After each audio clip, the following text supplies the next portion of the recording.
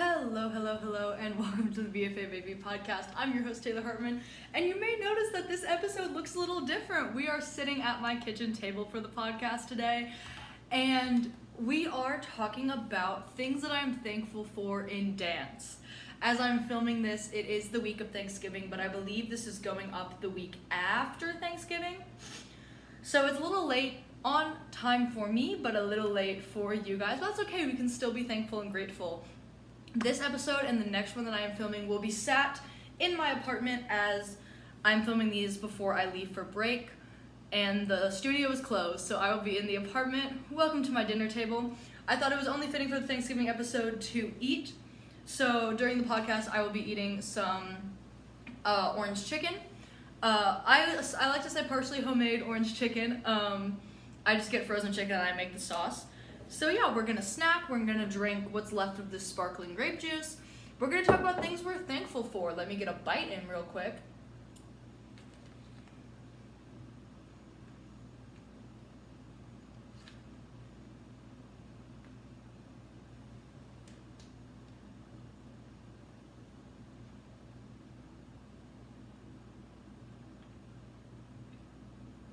We're talking about things we're thankful for.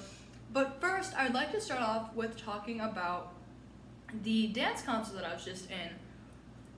We just wrapped the Missouri State University Fall Dance Concert 2023. If you're on YouTube, I am wearing this shirt. This is Ellipsis. And this shirt was designed by the lovely Josephine Hale. Shout out Josephine if you're listening. Yeah, we just wrapped Fall Dance Concert and it was really exciting. I was in a tap piece and a house piece, which I've talked about before on the podcast, but I will insert, if you're watching on YouTube, I'll insert some photos from the night. The professional photos that you see were taken by Arden Dickinson. I will put their Instagram down below. Yeah, I just kind of want to talk about the show. It was a really good time. There was a lot of, creative expression and experience. A lot of learning, creative learning, which was really good. I talked about it on my Instagram. Really big creative challenges. I'm moving and dancing in ways I never thought that I could, with the house dance. And a lot of good times. The audience was really receptive to it all, which was super exciting. At the end of house party, we grabbed people on stage and got them dancing with us. It was so much fun. And even my parents got up on stage, which was huge. And they danced with us. So the audience was really receptive. We had this really good thing with feedback, in which at the end of every dance, this AI voice played over the all call and was he had an accent, you are now welcome to offer one-word responses to the piece that you just watched, popcorn style. And you could just shout out a word, and I think initially the audience didn't really know what to do with that, but then Brittany, our director, would practice with them at the beginning, and I think once they eased into the fact that okay, this is not a normal sit there and be quiet dance concert, then they were really attentive and ready to give a response, which is good. And I liked having that feedback, that immediate initial feedback. And there were definitely some pieces that were, very artistic. And I think a lot of the audience sometimes didn't really know what to think about all that. So being able to hear and see their initial responses was kind of wild. But we got a lot of good feedback. There were talkbacks on stage with the choreographers. We got to get some feedback on the dances from the audience directly. It was an interactive, experimental show. And I think that both the creative team and the audience really benefited from that. Everyone felt very connected, whereas during a traditional show, a lot of the times it's you're here to see a show, we're here to do a show for you, and no one's really going to communicate about it. But there was a direct line of communication for this one, which I think was new and exciting for everyone involved. So yeah, I think that's all I have to say about fall dance. So let's get into the main meat and potatoes of the episode. I'm gonna eat another piece of chicken real quick.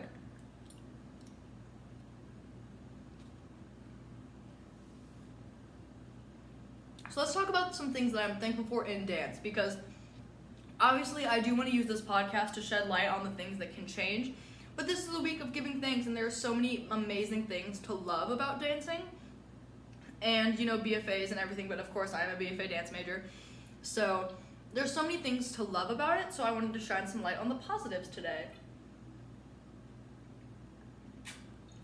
So the first thing that I want to talk about is so silly, but it's pretty costumes.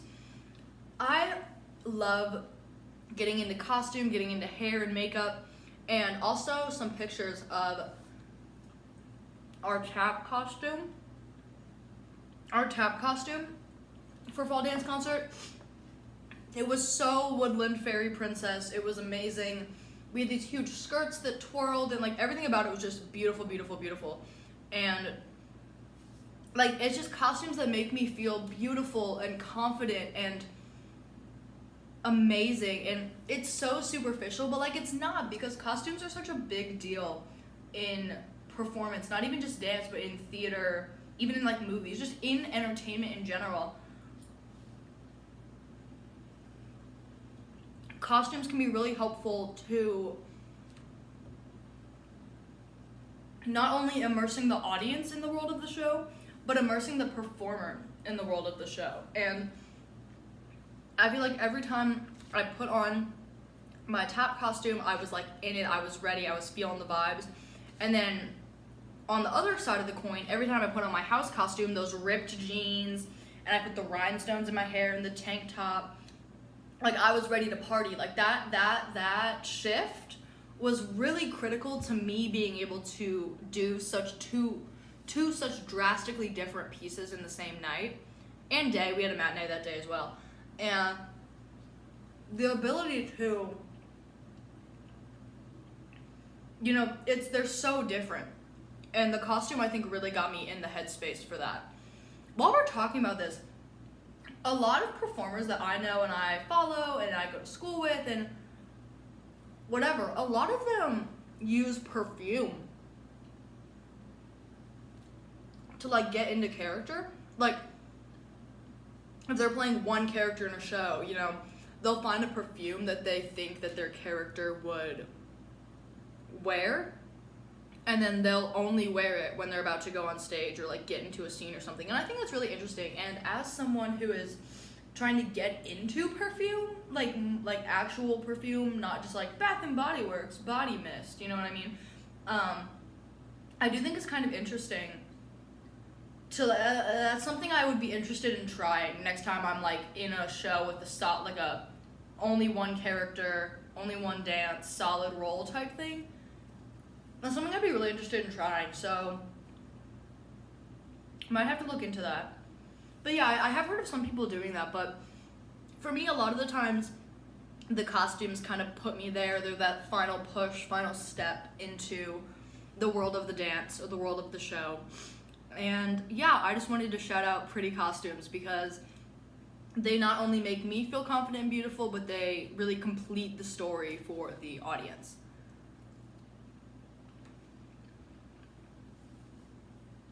Secondary, I wanted to talk about my friends that my BFA program has brought me. They are what I am most thankful for this season, and I just can't even begin. I've talked about it before, but I just can't even begin to express my love and admiration and appreciation for the group of friends that I have. They are just so amazing, and they're supportive in my career and my performances, but also supportive in creative endeavors that I am scared to take. They're like, I'll help you with it, let's go. They're supportive in everything that I do, and it's just, and obviously I give them that support back, but it's that consistent support that I'd really only ever dreamed of from a friend group. And like, they're not just fair weather friends, they're not just there when I'm successful, they're there when I'm not successful, when the art gets hard, when we don't, you know, when it gets difficult. And that constant support, and to get, like, it's just, I only dreamed of that growing up, you know, and the ability to just branch out and do that and have that unwavering support and know that that support is going to be there, that is the best thing that my BFA has given me. I'm only halfway through, but I do believe that this group of friends and this community is the best thing that my BFA is giving me. And I just feel so supported, and I can't even put it into words, my love and appreciation for them. But I do want to shout out the supportive dance friends I made in the department, not even just in the dance department, but like friends that extend out into the theater and MT departments that also dance with us. And, you know, it's just acting, and, you know, just all of these friends are so amazing, and I don't even have the words, like beyond spoken and written language is how thankful I am for them. But I did want to shout them out here on the podcast. So before I get sad, let's move on. Creative expression. I am so thankful that dance is a platform, not just for me, but for so many and their creative expression. You know, it's something that not everyone feels a need to have that. You know what I mean?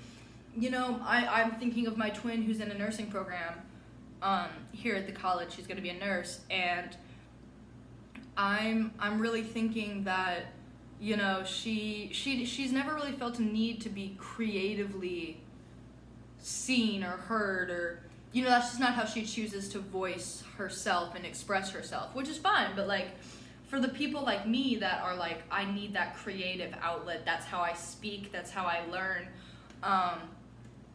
I dance is a great creative outlet. And it's so, I talked about this in the ballet and the media episode, but like, everybody can dance. It does not matter if you're dancing in a studio, in a BFA program, in your living room. Like, dance can be your creative expression at any level, at any skill range, at any jumping off point. Like, you can start dancing and use it as a creative expression, and I think that is just so beautiful and amazing.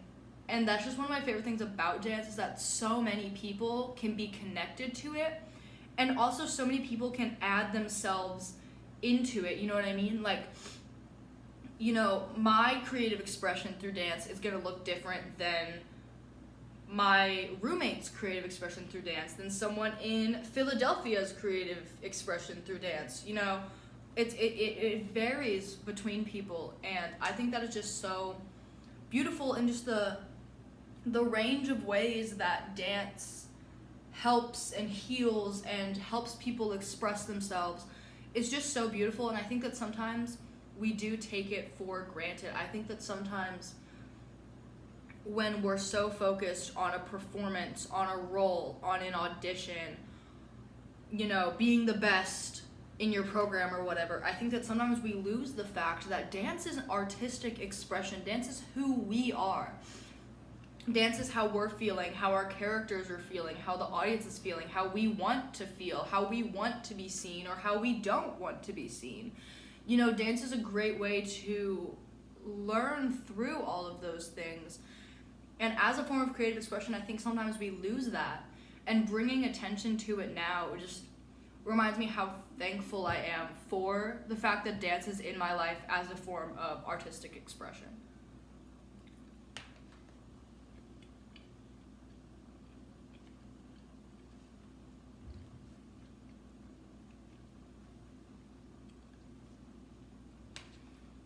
The next thing that I'm thankful for that dance has brought me as an air of constant learning, and this is something that I really only felt close to my chest when I joined my BFA program, but there's so many things to learn and grow and see, and I've branched out so much since coming to college. Like, the dancer that I came to Missouri State as is completely different than the one that's sitting at the table talking to you right now.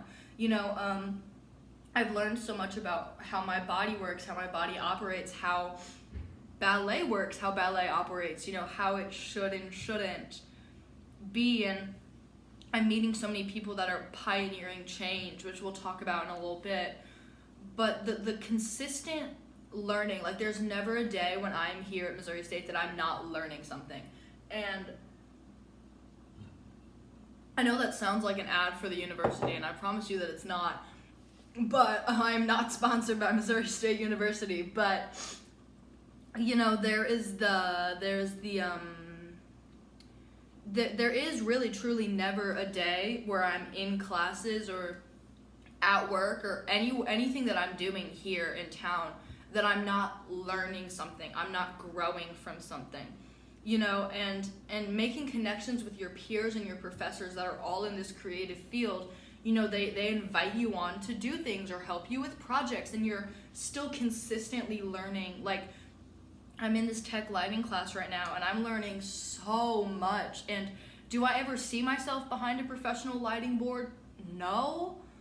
But is it good to know? Yeah. Like, it's been interesting, and it's been fun to get my hands on the lights and do kind of like the nitty gritty things that build the shows that we love, and that's been a really big learning thing for me. And that also leads into my voice training. I started really seriously voice training this semester. I took a vocal class. I'm in lessons.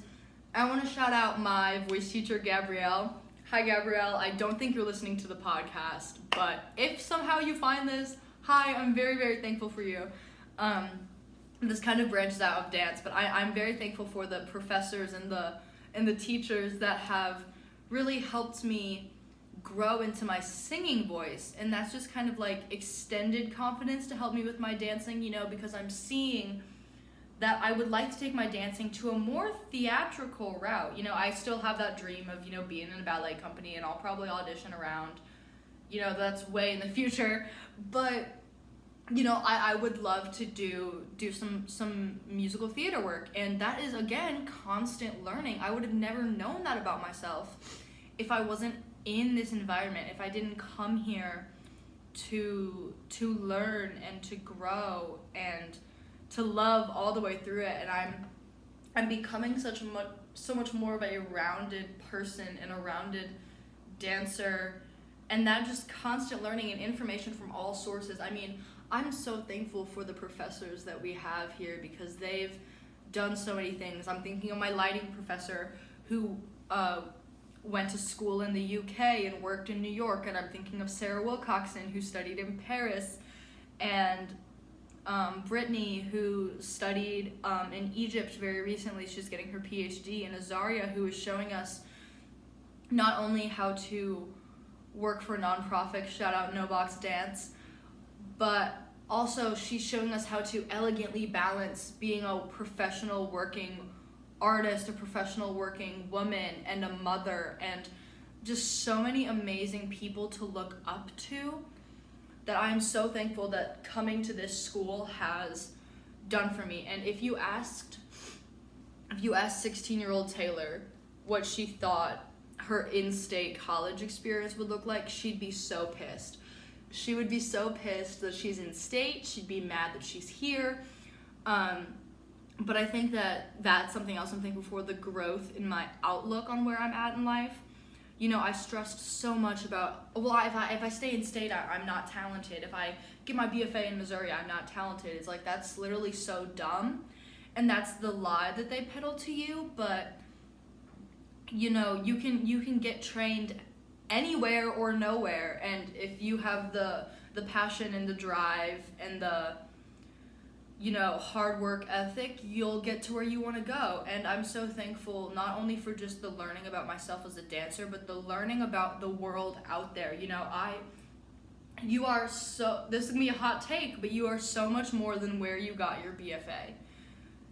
You are so much more than your BFA.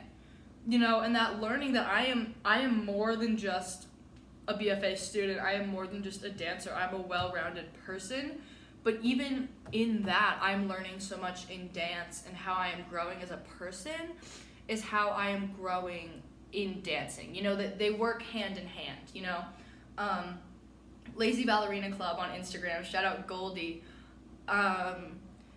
She always says that you are not a dancer that's a human, you are a human that is a dancer. And I think learning that shift is also so big. And just the constant learning that I have has been impeccable. And I'm just so thankful that I'm in an environment that promotes such good, healthy, happy learning. And kind of going in hand to hand to that, my next point is I'm thankful for the time I've had to grow. You know, it's important that we give ourselves permission to thank ourselves and congratulate ourselves on growing. I've grown so much as a dancer, like we just talked about, but as a person, you know, I'm not so terribly high strung anymore. And not that I was not good when I was high strung, but it was just I can notice how my fear of failure there was hindering my dancing and my life, really. And not to say that I don't still have all of that, but it's to say that, you know, I've grown a lot, and that fear of failure is still there, but it's significantly lessened than it was even just freshman year of college. You know, I'm growing and having that space and time to grow. And like, even like one of my friends showed me a picture of us like the first week of school freshman year, and I look at that girl and that's a completely different person. You know what I mean? That's a completely different girl. And that time to grow is something I'm so thankful for, because I feel like I can authentically be myself at any point in the world, and not even just in classes, but in auditions, in classes, in auditions, in interviews for jobs, in making new friends, traveling cities. You know, like, I just feel like I'm a brand new person. And obviously I'm still gonna be learning and growing. I'm only a sophomore, but even beyond my BFA, like, I feel like even the jump from freshman to sophomore year, I'm learning and growing so much, and having that time and space to grow is so important to me, and I'm so thankful for it. But I also wanted to thank myself in this section, because learning and growing doesn't come without a lot of hard work. You know, you really have to do that self-reflection. You really have to do that internal work to reap the external benefits and see the external benefits and put them to practice. And I think that I'm just thankful for myself that I took the time to do that. I'm taking the time to acknowledge where I can grow and what I can do, and I am realizing that there are areas where I can still grow and still learn and better myself, but also I am here and this is me, and I'm learning to love my authentic self, and I'm learning to grow in my, you know, criticism of myself, you know, and that's something I'm thankful that I'm doing the work to do. You know, even something as silly as this is a shorter podcast episode this week, or, you know, you had a really bad turn day in class, like, not being so critical of the small things that don't really matter. You know, it doesn't matter that this week's podcast is going to be 40 minutes and last week's was an hour and a half. What matters is that you put your whole heart and soul into the podcast. You said what you wanted to say. You said what you wanted to say. You were your authentic self on camera, over the audio. It doesn't matter if you had a bad turn day in class. You showed up, you worked hard, you did what you could to fix it, and some days are just off days. And the ability and time that I have taken to grow and develop that, not critical thinking, but ability to kind of shift my mindset, I'm so thankful to myself that I've given that. And also, I'm thankful that I can thank myself and not feel weird about it, which is something that's so, I'm gonna open a can of worms with this one, but like, it's so ingrained in us as women that we need to, you know, we need to apologize. Sorry, but I had an idea. Sorry for interrupting. I had an idea. What if we maybe did this? But it's okay if we don't. we have to apologize for speaking up, and we have to be quiet, and we're expected to be quiet and nice. And Sarah is one of our professors. She always says to, women stop apologizing. Like, oh, sorry, I had a question. Like, why are you sorry? You're taking time to learn and to grow, and then you get someone who's kind of jumped that hurdle and is like, I don't have to apologize for speaking my mind. I don't have to apologize for speaking up in class or asking a question or clarifying something with the choreographer. Like, I don't have to apologize for any of this. And for some people that can come off cocky and arrogant and brash, but I think that if a man were to do that, he would be confident.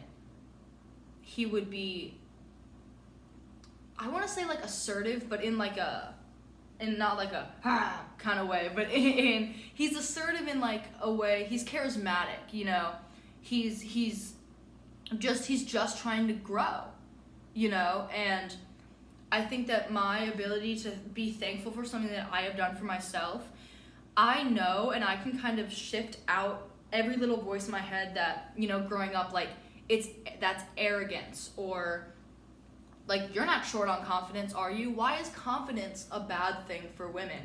I feel like every single podcast I do, it just devolves into me discussing growing up in like the early 2000s and 2010s as like a woman, and deconstructing and everything, and I feel like it always comes down to this. However, thank yourself for something that you did for yourself this year. It is not arrogant to love yourself and thank yourself. It is not cocky to say that you look good, or I slayed my makeup today. Dude, there were some, if I have a photo, I'll insert it.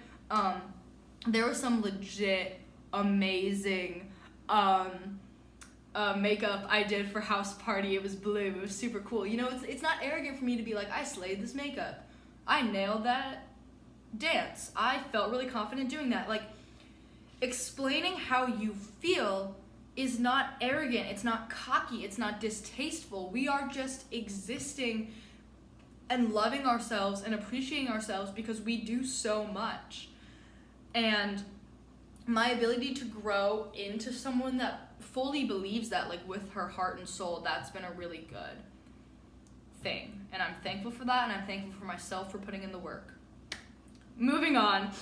Perfect segue, makeup skills. Dance has given me a lot of great makeup skills, and I've always been interested in, this is so silly, but like, I've always been interested in makeup, and I think I would have gained these skills regardless. I love makeup YouTube, I love makeup TikTok, I love watching tutorials and following them. I think makeup is another great piece of creative expression, However, I think that dance required me to gain these makeup skills a lot faster.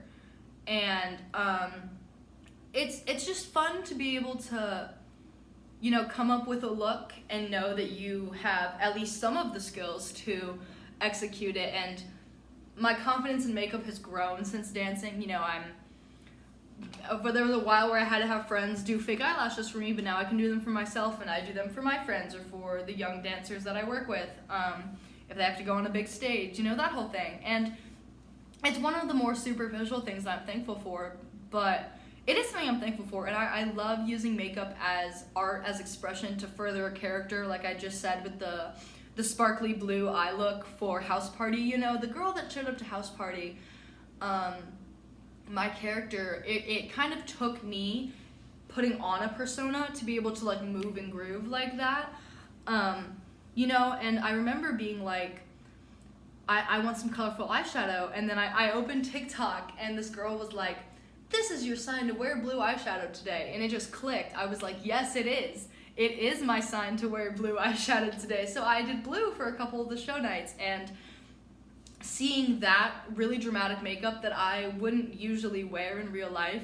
seeing that dramatic makeup with the costume and the jeans and the white shoes, like that really pulled it through for me. And I think like makeup is just so fun, and it's fun to do, and I like doing makeup on other people and myself. And I'm actually planning a makeup video, part of my Ballet Bound series coming up. I hope to film it tomorrow and get it up soon. But that's in the future. So that's a series on my YouTube channel where we do a makeup look based on a character I've played or would like to play, and we kind of talk about the show. We talk about my experience in the show or with the show if I haven't been in it. Very similar to Catherine Steele's character tutorials, if you've seen any of those, but where Catherine talks about the world of the show, I more talk about my experience with the show. But it lives and changes, and I love that. I'm thankful that artists can be inspired by other artists, and we can work and create together. But yes, I am planning a new episode of that. I really would like to get it filmed tomorrow, so that's my goal. But yeah, I've been doing a lot, and I'm really excited about it. And yeah, makeup skills are something that I'm thankful for, and it's just been a new avenue to be creative for me, and I really enjoy that.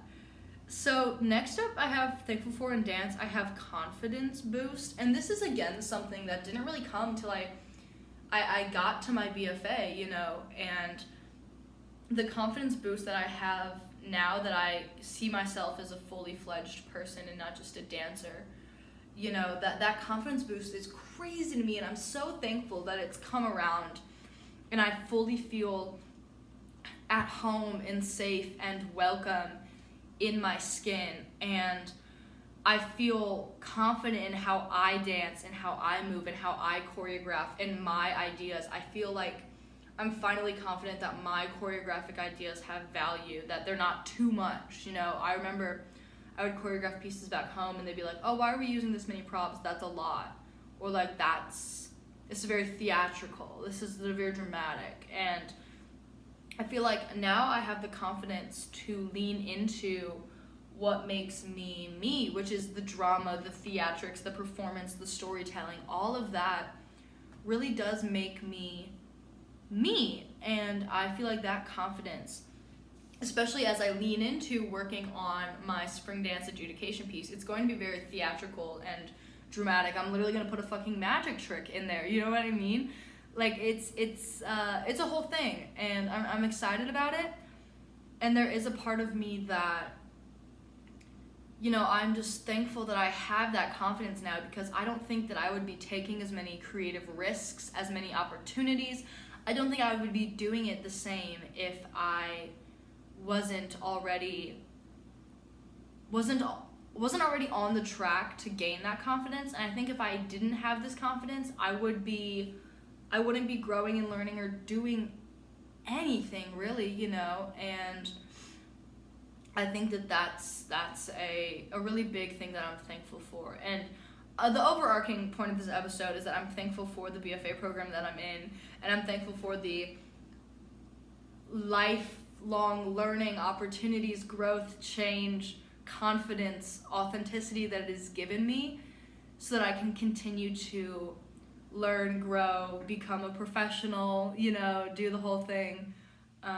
So the confidence that it's given me, I'm super, super thankful for this season.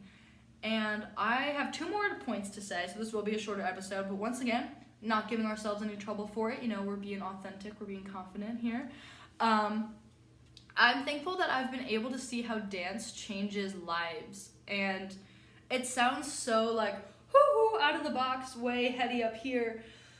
But I've seen how people have been using dance to cope. We just had a really breathtaking duet in the fall dance concert by a pair of twins that are in the program here, and this beautiful dance they created was in response to processing a loss in their family, and they've been able to use this really beautiful piece of art to learn and grow and change, and that was really beautiful. And we've seen how we've used dance to process things that have happened in our past. I'm thinking of Jade's piece, West Monroe, last freshman year fall dance concert that I was understudying, and this dance was inspired by a really difficult experience in their lives, and Jade was able to help us connect to that, all while keeping themselves safe, which was really good.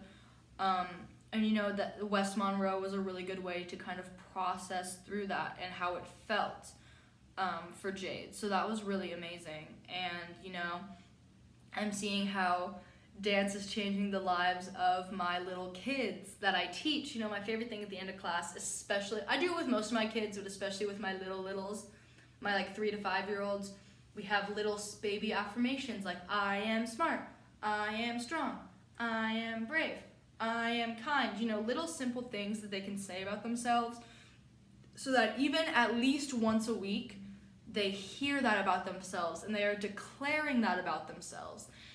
And it made me smile because I had a little girl last week. I said, okay, before we get our stickers, we're gonna do our affirmations, and I have them like written on a whiteboard on the wall. And this little girl was like, can I say them this week? And like, it's so cute that like they feel safe and confident to do something as simple as leading our affirmations that week. And these kids that are excited to dance, and just like the way I was when I was their age. And it's just so beautiful to see their passion and focus and drive developing. But like, that really takes the cake. Like when one of my littlest kids was like, I want to lead the affirmations, like it was really sweet. And lastly, I want to close out the episode with talking about the slow but sure standards changing in dance. You know, we've kind of talked about this before on the podcast, but dance isn't necessarily known for being super inclusive, but slowly but surely we are seeing those standards change, and we are seeing the status quo be shifted, be altered, and our ability to see that, I think, is really important. And I'm thankful that we are making the strides to make the dance industry not only more inclusive but safer. You know, there's a lot of trouble in the industry. There's a lot of dare I say, predatory situations. There's a lot of vulnerability. There's a lot of power imbalance. And I think that as an industry, we're slowly making the strides to move away from that and to hold people accountable for their actions, and to hold people not only accountable, but make sure that they get the serious and correct and fair repercussions of their actions. You know, we don't let them go just because they're talented, just because they're famous, just because they did this or they did that, because they have money. You know, I think that we are becoming a more fair and balanced industry. And yes, it's slow. And yes, it is way slower than I think that it should be. But it is happening. And this is not without the hard work of the industry workers. I want to shout out SAG-AFTRA and WGA. Without them consistently negotiating, consistently standing their ground, and standing what they believe in what they want for the future, for their careers, for the industry, how they want the entertainment industry to move on, how they want to be fairly compensated. They want their work to not be taken over by artificial intelligence. They would like, you know, their likenesses to be theirs. They want to own their work. You know, they want to be paid for the royalties on streaming services. There's so much more to it, and I'm looking into getting someone on the podcast to talk about it. But I'm always going to shout out the strike. But without the work of the people that are in it, not only in the professional industry, but in the higher education industry, like I see here with the lovely professors that we have, we are all fighting for change. And we're fighting for a more inclusive, a healthier, a more fair and just entertainment industry, because the world needs art, whether they see it that way or not. And the world cannot get the art that they need if the artists that are making it are not taken care of. And that is something that I'm so thankful for. And yes, it is slow, like I said. And yes, it's a good 50 years behind, but it is working, and we are putting in the work, and we are putting in the time and the heart and the soul and the passion. And I am thankful for everyone in my life, everyone in the industry, everyone in schools that are working to extend the passion that they have for the arts, to make it safer for the next generation. That's something that I hope to do with the kids that I teach, you know, making it safer, more healthy, making it happier for them to grow up in, so then they can continue the change. And I'm just so thankful that we are seeing that forward trajectory with the industry. And I know that I can, you know, walk into a professional audition, walk into a professional callback, you know, whatever I'm doing in the future, and I have the people trailblazing behind me for a safer industry, and I know that I am working with a focus and a passion to better the world around entertainment, and that is something I'm really, really thankful for in the people that are working with us. So yeah, shorter episode today, but yeah, I just wanted to get something out for Thanksgiving, and I was thinking a lot about this, some things that I'm thankful for in the industry. So I hope you had a lovely, lovely holiday. I believe when this goes up, I will be in New York City. So a couple weeks down the line, I plan to have a New York City episode.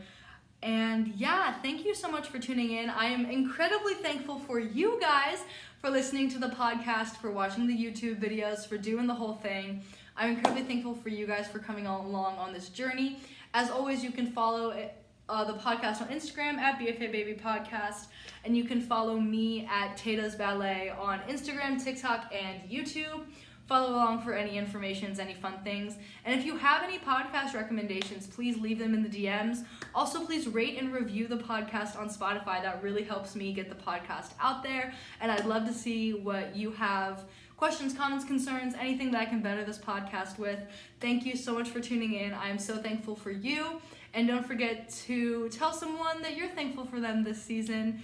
And thank you so much for tuning in. I'll stop rambling. Go eat a lot of turkey. Mwah.